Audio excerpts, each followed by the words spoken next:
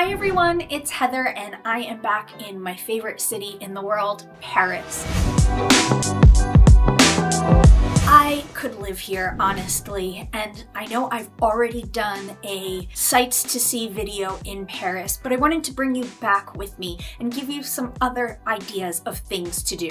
I'm not going to say that this is a video of locals things because it's not, but I am certainly going to show you things beyond the Louvre and the Tour Eiffel. And so maybe this is your second or third time in Paris and you're looking for something to do beyond the major sites, but you still want to get out and experience the city. That's what we're going to do here. So I am going to take you to the Musée d'Orsay, some of my favorite parks. I am going to show you some of the new of the moment pieces that are on display.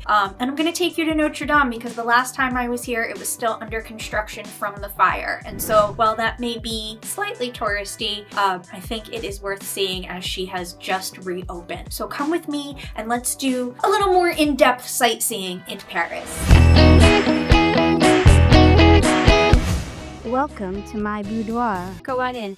I am staying at the Grand Hôtel du Palais Royal, which is about half a block from the Louvre. I love staying in the first. I think as a tourist, this is one of the best locations you can stay in because you can walk to all of the things that you're going to want to see. Now, the Grand Hôtel du Palais Royal is a 5-star hotel, and what I love is the service, the quality, obviously the location, but here's why you book through me. Because of my connections in the travel industry, you are going to be able to get an upgrade if available at check-in, also some really adorable little welcome amenities, and also a food and bev credit. So you get more when you book through me versus booking on Expedia or a booking engine. So I had booked myself a deluxe room and the hotel was so gracious and upgraded me to junior suite. And what I want to show you is this view. Out the window of my living room, I have a view Sacré-Cœur in Montmartre. For all you Emily in Paris fans, that is the Office of Savoir.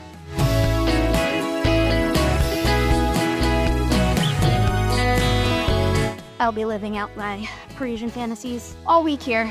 So when I'm looking at hotels for you in Paris, I'm looking at 4.5, 5-star hotels because I can ensure the quality of the location and the level of service you're going to get, as well as the size of the rooms, because Parisian hotels are tiny. But I have a network of suppliers on the ground who will do things like leave you little presents in the room or upgrade your room if there's availability. I want to make sure you are going to have the best possible experience and you're going to be treated like a VIP. Like, tap into that network to get you perks like this and to put you in hotels that are in the best possible location where you're going to be safe, you're going to have access to different attractions, and you won't have to worry about a thing.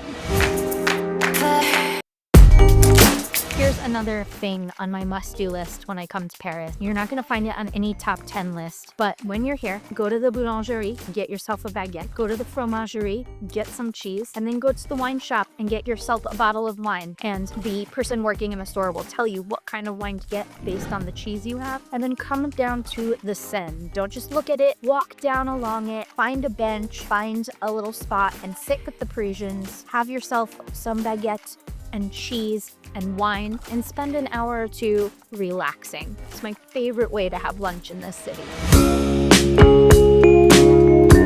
I'm back in my favorite place in all of Paris. I don't remember if I put this in my first video, and I don't really care. It deserves repeating. This is the Tuileries garden. It's just across the street from the Louvre. Exit the Louvre, walk past the pyramid, and go down the stairs. Here you are. Think of it as Paris's Central Park. There's forests, cafes, playgrounds, ponds, plenty of seating to just sit and relax. Now, Parisians, friend, have mastered the art of relaxation. So spend some time in their park. Bring a book, bring a sandwich, we sit at a cafe and just enjoy nature. What's really cool right now while I'm here is that Paris has brought back their cauldron from the 2024 Olympics. It's just for a limited time, but how special to see that magic hot air balloon. Every night they send it into the air. So if you're coming soon, go and see that. Well, I just came out of the Catacombs in Paris, and let me tell you, it took me 6 times to get here. Those tickets are hard to get, and sometimes, even when you have tickets, it's closed because of a strike. However, I finally made it, and it lived up to all of my expectations. It was sad and creepy, but also reverential and interesting. You learn a lot. I would say allow an hour to get here. Do not come if you are afraid of the dark or enclosed spaces, and if you have any mobility issues or trouble walking, this is not the attraction for you. If you can get the tickets, which go on sale roughly 2 days in advance of your visit, highly recommend.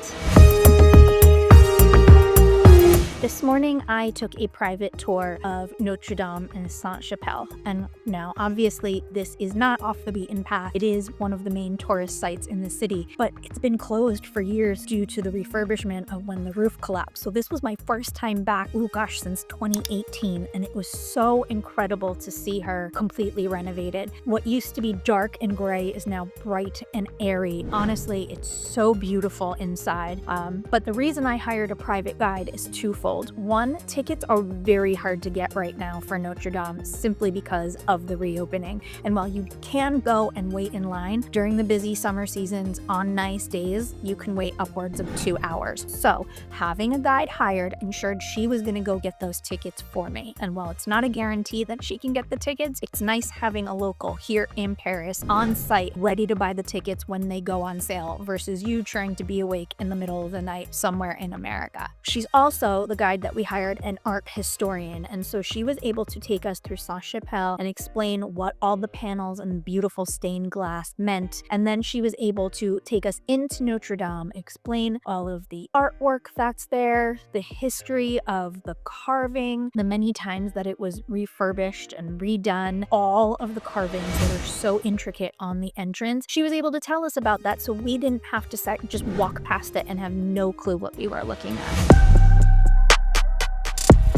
Today, I did probably the coolest thing I have ever done in Paris, and I can guarantee it's something that you haven't done either. I took a private tour of the Palais Garnier. Now, anybody can take a tour. They have public tours almost every day. Anybody can go see a show when something is performing there. However, I hired a private guide to do a behind-the-scenes access tour. And now, this is something that I can arrange for you if you're interested. And I'm talking to all of you Phantom of the Opera buffs, ballet buffs, people who love the opera, because you get to go into the Palais Garnier as it's closing to the public, and you get to have a special moment on that gorgeous staircase all by yourself. So ladies, if you want to dress in the ball gown, go ahead. I didn't. I opted to be comfortable in jeans, but you're also going to tour all of the different foyers. You're going to see the Phantom of the Opera's box. But what was so special is that I got to go into the auditorium by myself, literally nobody else there but me and our guide, and watch as the techs ran a tech rehearsal on the lighting and got the scenery all set up for the new production of Giselle that's going to start next month. So we got to watch them set the stage, and then I got to go backstage into the office area, the dressing rooms. I got to go on the stage and watch from the back as they were hanging sets and drapes. I even got to go into the dance salon where the ballet dancers warm up before a performance. And then I got to descend the stairs into the basement to see the old set changing mechanisms that were so high tech back in the day when the opera house was built. And I may or may not have gotten to see the famous lake where that phantom lives. So when I am talking about luxury travel and access and experiential travel, this is what I mean.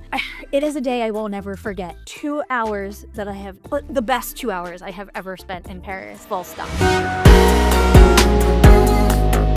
So maybe you've done the Louvre already and you're looking for something different. You still want to go to a museum. You are in Paris. They're full of artwork here. I'm going to recommend the Musée d'Orsay, and here's why. Not only is it in a gorgeous old converted train station, but this is where you're going to go to see the Impressionists. The gang's all here: Monet, Manet, Renoir, everybody. They're located on the 5th floor, and you're not going to find the Impressionists in the Louvre. So if, like me, they happen to be some of your favorite paintings, you're going to want to visit the Orsay Museum.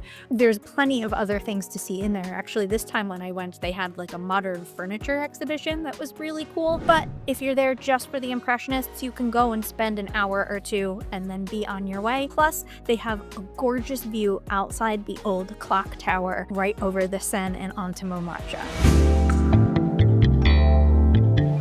Now, like I said, Paris is full of museums, but maybe you're looking for something a little different. You don't want to do the classics. I went to the Bourse de Commerce because right now it's having a moment. I'm sure you've seen it all over your Instagram and your TikTok. They have this installation of floating bowls, which kind of creates a big immersive sound bath. They put in a pool of water in the entrance rotunda, and you can come in and everybody is silent, and there are just these beautiful white porcelain bowls floating across a turquoise blue pond, and every so often they clink into each other, and it just creates this peaceful sound. And honestly, it is as cool and relaxing as you imagine watching it on your Instagram feed. It's like you immediately walk in and all the stress melts away, and you can spend 15 or 20 minutes just sitting there contemplating life, watching these bowls float across the water.